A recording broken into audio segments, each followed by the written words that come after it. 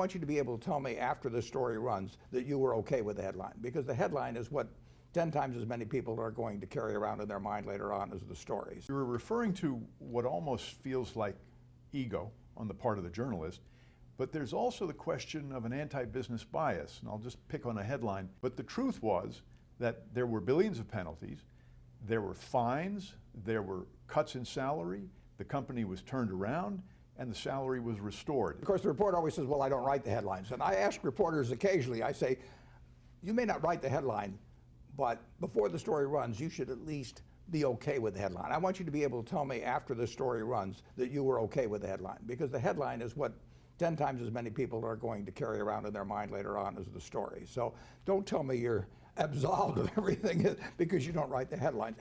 But going back to the diamond example, I mean, you know, most of the things that J.P. Morgan got penalized for were acts at WAMU, which they took over, or Bear Stearns, which they took over. At the time they took over those two institutions, the United States government was on their knees begging them to do it, basically, through the various agencies. I mean, they were doing something that was a public service. That doesn't mean they didn't think they'd benefit by it, but they were totally following through on something that the government wanted to have happen very badly.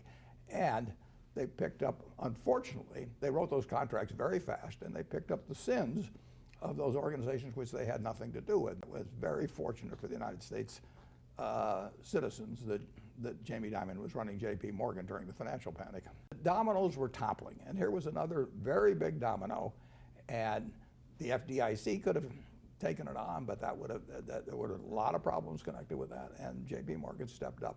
The FDIC did get involved, but believe me, the panic of 2008 would have been far worse if J.P. Morgan hadn't been there and Jamie Dimon hadn't been running it.